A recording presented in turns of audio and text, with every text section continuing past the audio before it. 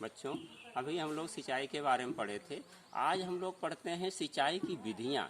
सिंचाई की कितनी विधियाँ होती हैं, ये निर्भर करता है कि मिट्टी कैसी है, फसल कैसी है, यानी ये सब अवस्था देखने के हिसाब से ही हम सिंचाई की विधियाँ निर्धारित करते हैं।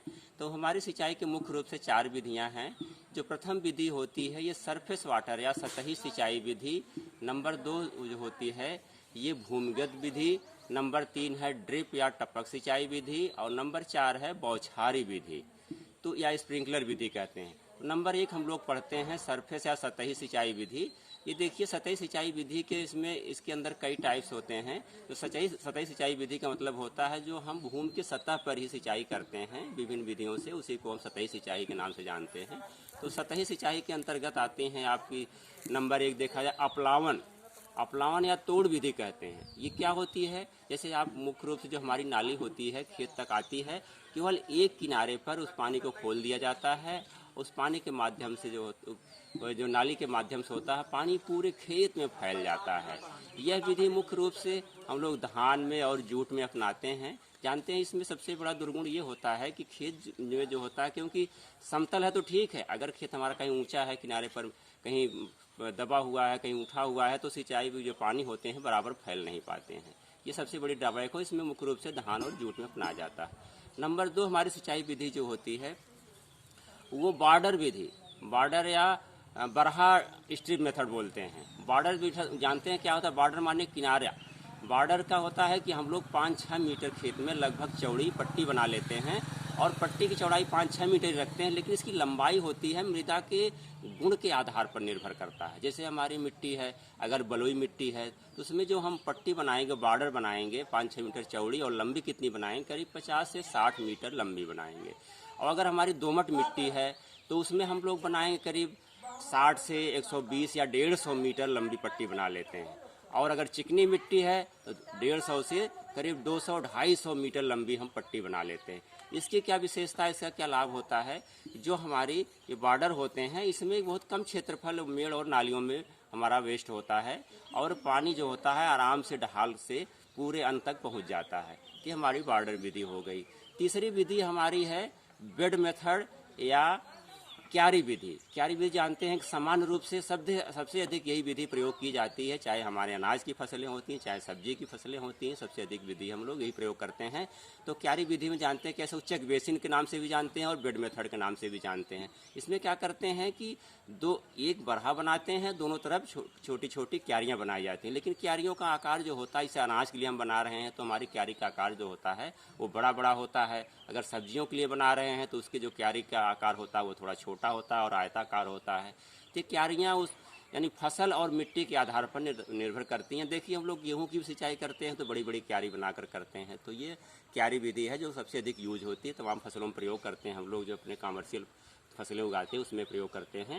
ये क्यारी विधि की सबसे बड़ी विशेषता ये होती है कि पानी का समान डिस्ट्रीब्यूशन होता है, चारों तरफ पानी बराबर पहुंचता रहता है और पानी का वेस्टेज बहुत कम होता है, पानी की उपयोगिता भी बहुत अधिक होती है। लेकिन सबसे बड़ा इसमें अगर दोष देखा जाए, डिमेरिट देखी जाए, तो क्यारी विधि में क्या होता है कि इसमें मेड़ और बरहे में बहुत अधिक क्षेत्रफल हमारा चला जाता है। तो इसके क्षेत्रफल जाने से क्या हुआ कि हमारा एरिया थोड़ा सा फसलें प्रभावित होती हैं, वहाँ की फसलें भी नष्ट हो जाती हैं। और इसमें क्या है, श्रम और व्यय अधिक होता है, यानी पैसे भी हमें क्यारी बनाने में अतिरिक्त खर्च करने पड़ते हैं।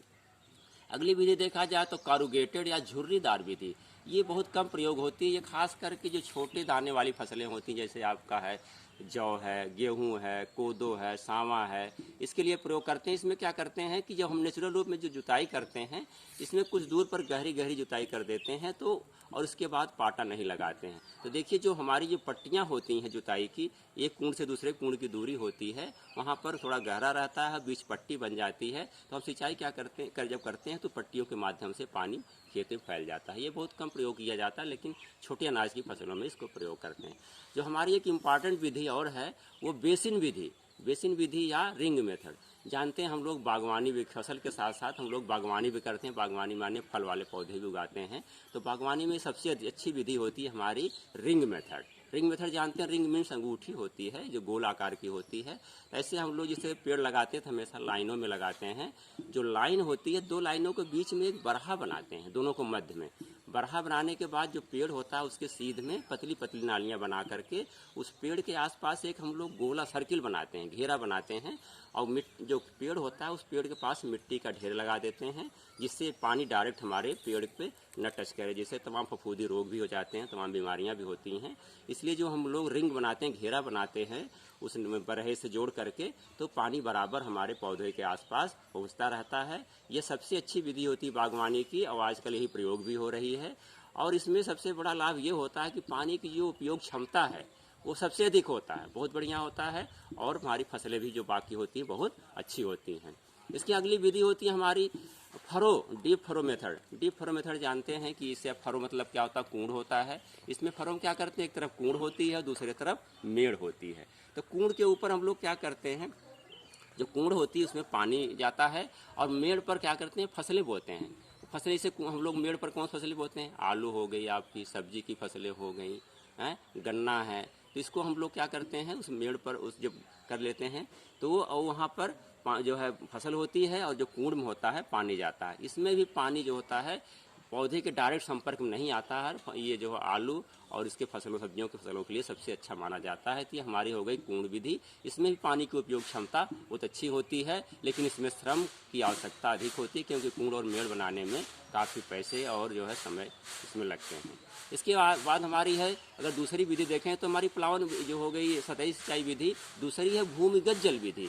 भूमिगत जल विधि देखिए कि ये बहुत महंगी होती है, इसलिए कम क्षेत्रों में अपनाई जाती है और बलुई क्षेत्रों में अपनाई जाती है। क्योंकि भूमिगत में क्या होता है कि एक जो आजकल देखिए जो प्लास्टिक की पाइप आती है उसमें जगह जगह छेद रहते हैं, तो कुछ गहराई पर हम उस पाइप को गहरा गाड़ देते हैं। तो उसमें जो पानी सिंचाई देते हैं हम लोग, धीरे धीरे उस छेद के माध्यम से हमारे खेत में फैल जाता है, तो सिंचाई होती रहती है। ये बहुत कास्टली होने के कारण बहुत कम उपयोग होता है, कि हमारी भूमिगत सिंचाई होती है। तीसरी जो आजकल एकदम आधुनिक विधि है, सबसे अच्छी विधि है ड्रिप सिंचाई या टपक सिंचाई, या इसको हम बूंद बूंद सिंचाई के नाम से भी जानते हैं। सबसे अच्छी सिंचाई मानी जाती है आजकल ये। तो ये हमारी सिंचाई विधि में क्या करते हैं, इसका अगर देखा जाए तो सबसे पहले आविष्कार इजराइल एक देश है वहाँ पर हुआ था। यह अत्याधुनिक विधि मानी जाती है। इसमें क्या होता है, एक मोटर होता है, मोटर से अब तमाम पाइपें बिछी होती हैं। एक हमारी मेन पाइप होती है, मोटर से जुड़ी रहती है, उस प्रेशर के माध्यम से पूरे खेत में पाइपें बिछी रहती हैं और पानी जाता रहता है।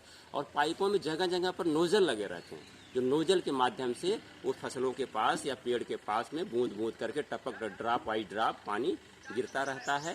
तो ये हमारी हो गई ड्रिप इरिगेशन। ये सबसे अच्छी विधि होती है। इसमें करीब 60-70% पानी का उपयोग होता है।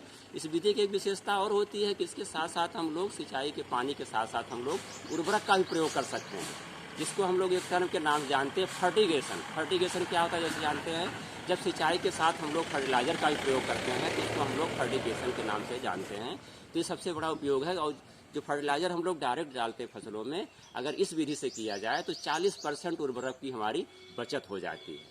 तो ये हमारी ड्रिप या टपक सिंचाई विधि होती है। जिससे हमारा खेत होता है, चौकोर खेत है, उसमें मेन पाइप होगी, उसके बाद पतली पतली दूरी पर जो है पाइपें बिछा दी जाती हैं। इसमें हम लोग फल वाली, चाहे सेब हो, आम, अमरूद, नींबू फसल हो, चाहे फूल के पौधे हों, गुलाब हो, गुलदाउदी हो, ये सब भी बागवान में हम लोग इसको प्रयोग करते हैं। और फसलें में चाहे गन्ना हो, टमाटर हो, बैगन हो, कोई फसल हो, तो हम लोग टपक सिंचाई या ड्रिप इरिगेशन का प्रयोग कर रहे हैं।